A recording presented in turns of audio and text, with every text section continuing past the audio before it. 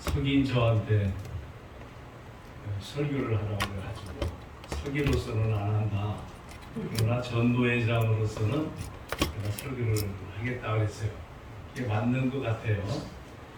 그래서 이 자리에 섰는데 성전 이전하는 임재기회 위에 하나님의 은혜가 넘치게 될 줄 믿습니다. 제가 총회를 하면서 총회에 제가 아는 목사님의 이름이 양재천이에요. 그리고 저한테 형님 그러는데 저는 가끔 이제 우리 양재천 목사한테 양 목사 하다가 어느 날 발음이 잘못됐는지 양 목사라고 그랬어요. 그랬더니 우리 양재천 목사가 하는 얘기가 형님 양 목사보다 양 목자가 낫습니다 그러더라고. 그래서 그럼 알았다. 이제 양 목자라고 내가 부르겠다. 우리 이제 양재림 목사님도 양 목사님보다는 양 목자가 낫지 않는가.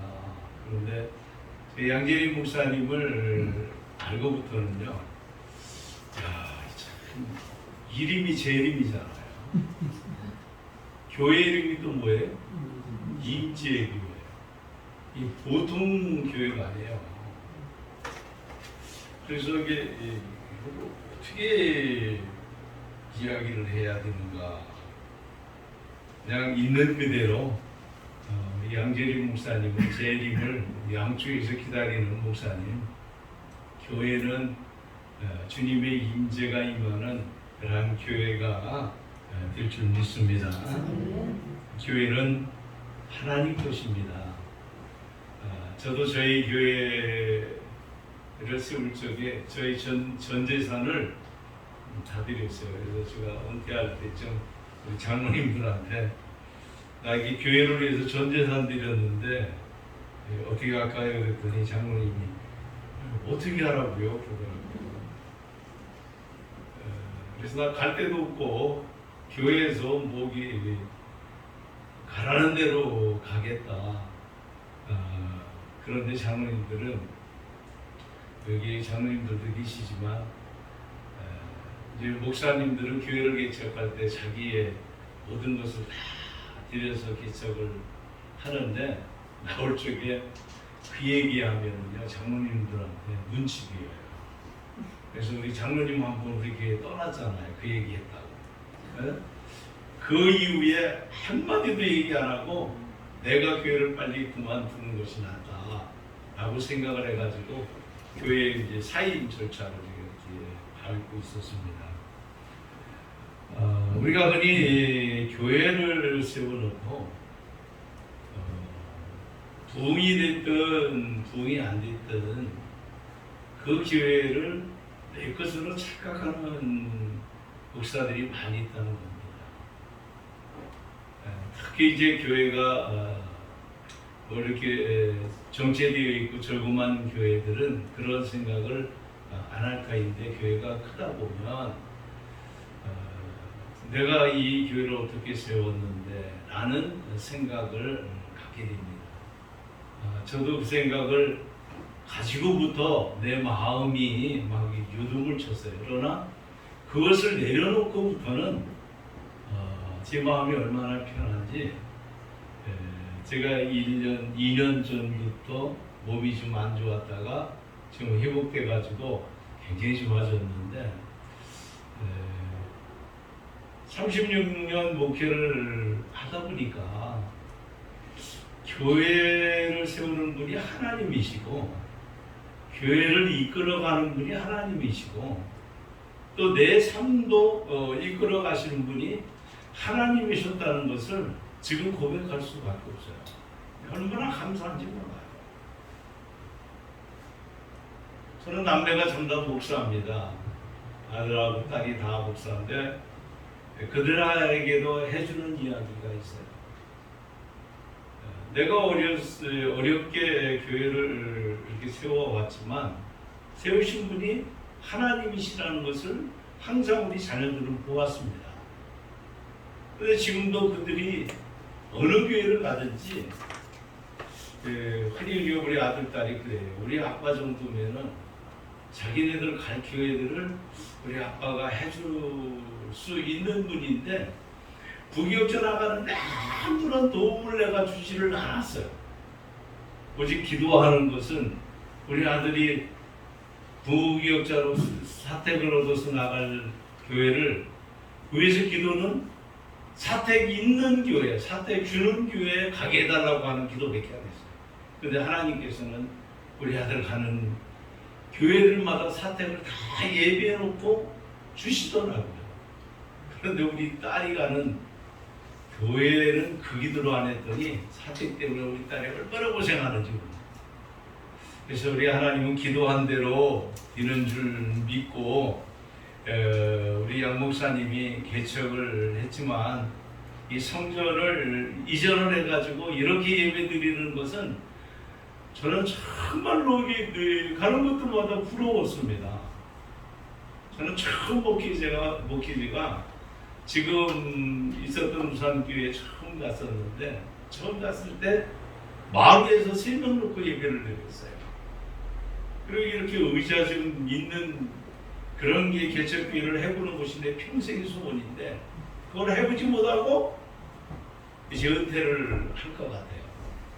하나님이 뜻이 있으시면은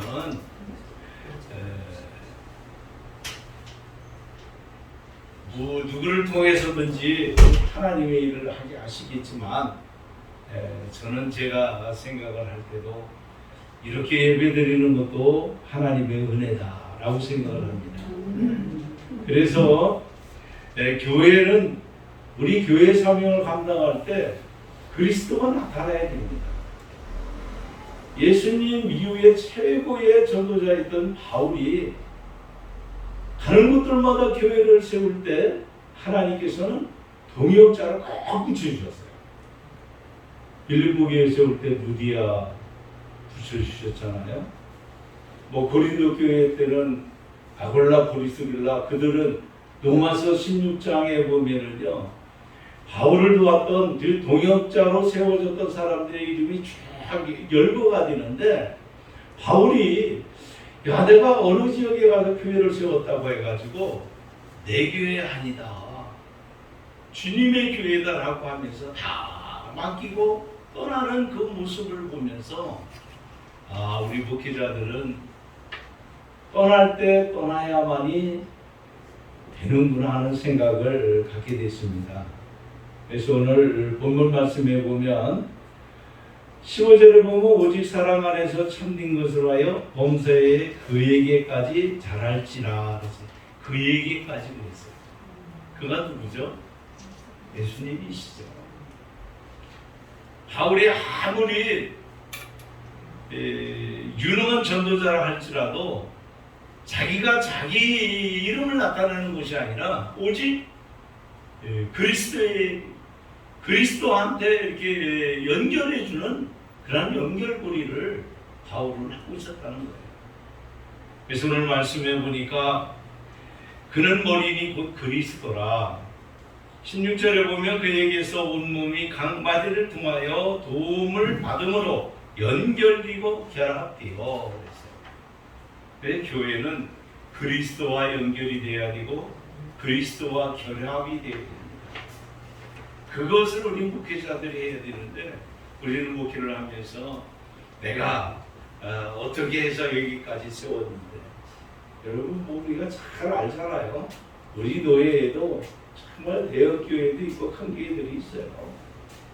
그런데 하나님이 크게 해주신 것 감사하면서 큰 거에 대한 교만보다는 더 감사하면서 하나님의 일에 쓰임받는 그러한 교회가 되어야 될 줄 믿습니다. 그래서 바울이 가는 곳들마다 이야기를 합니다. 한 마음과 한 뜻이 되라고 꼭 이야기를 해요. 그래서 이 교회는 사람의 힘으로 되는 교회가 아니고 하나님께서 목회자와 성도와 성도 관계 그러한 마음이 하나가 되어서 하나님의 일을 하면 좋은 것으로 또 하나님이 갚아주시는 줄 믿습니다. 우리가 교회를 해보지만 분쟁이 없는 교회가 어디 있어요? 분쟁이 있어요. 그런데 그 분쟁을 우리가 어떻게 잘 감당하느냐가 중요한 것입니다. 뭐 저는 여기 목회를 하면서 갈등이 있었어요. 갈등이 있었는데 그 갈등을 목사가 먼저 죽으면은 문제가 해결이 되더라. 애 죽기가 얼마나 힘든지 저도 우리 교회 목회를 하면서 그만두고자 하는 마음을 여러 번 가졌습니다. 그런데 그때마다 하나님께서 제 마음을 이렇게 잘 어루만져 주셔가지고 또 성도 간의 마음을 같이 하고 같은 사랑을 가지고 협력할 수 있다는 것이 얼마나 감사한 일인지. 그래서 우리 사랑하는 임재교회 양재림 목사님은 언제까지 목회를 하실지 모르지만 성도가 몇 분이 되실 줄 모르지만 주어진 분 가지고 최선을 다하면 저는 제 주관이 그거예요. 10명이 모이면 10명 가지고 자기 파는 교회를 만들어야 됩니다. 할렐루야. 아니 100명 가지고 100명이 다 싸우면은요 아무런 소용이 없는 거예요. 100명 중에서도 15%밖에 일 안 해요. 그게 개미의 법칙 아닙니까? 또 일하는 사람들 다 모아놓고 일하면 그 중에서도 15%밖에 일 안 해요. 그래서 10명 모이면은요 10명 가지고 11조 교회 만들고 봉사하는 교회 만들고 섬기는 교회 만들고 다 만들고 1명 가지고도요 교회가 든든히 세워지는 줄 믿습니다. 하나님의 교회는요 목사 혼자 하는 게 아니잖아요. 왜 바울이 고린도나 빌립보나 로마에 있는 교인들한테 너희들 같은 마음을 왜 품으라고 했을까? 그게 그리스도가 주시는 마음이에요. 저는 우리 임재교회가 그리스도가 나타나는 교회가 되기를 주님의 이름으로 축복합니다. 네. 그러기 위해서는 목사님과 성도가 몇 분이 안 돼도요 한 마음이면 돼요. 아니 목사들이 간절한 소원이 부흥돼 가지고 많이 모이는 것이 얼마나 큰 소원입니다. 저도 그런 소원 갖고 목회를 해왔어요. 그런데 더 중요한 것은 적게 모였을 적에 어떤 마음을 가지고 하나님이 일을 했느냐, 이게 중요합니다.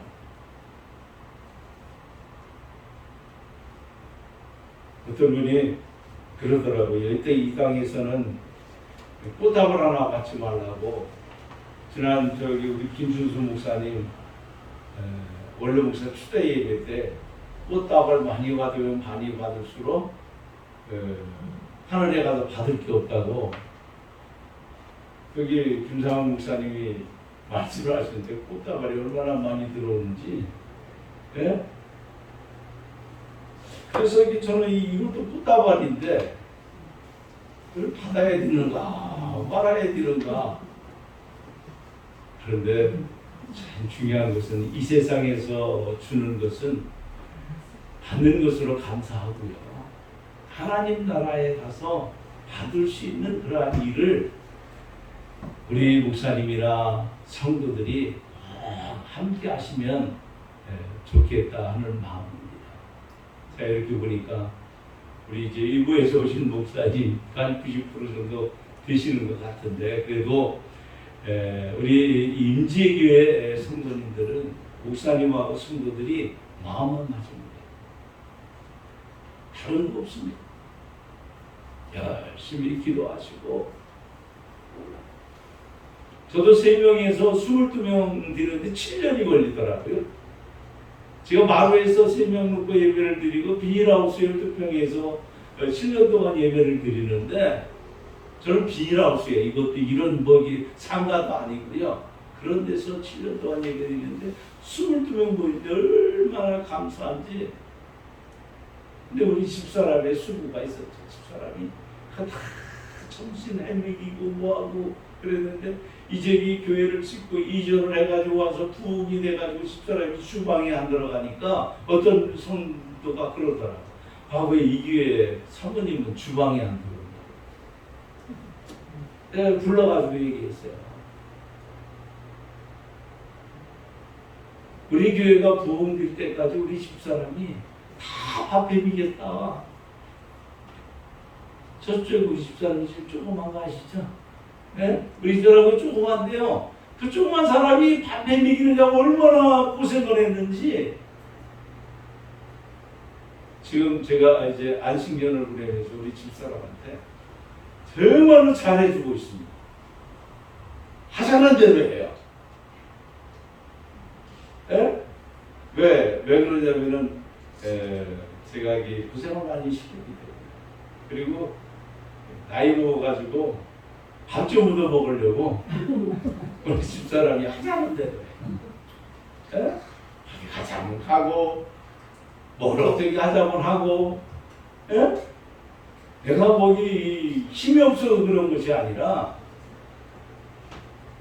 지금까지 고생한 저희 집사람을 생각을 해보니까 참 난 목회 우리 한 80%는 우리 집사람이 했지 않았는가 저는 생각이 되어집니다. 우리 양 목사님은 누가 도와줘가지고 지금 목회를 하시는 하나님이 계시죠?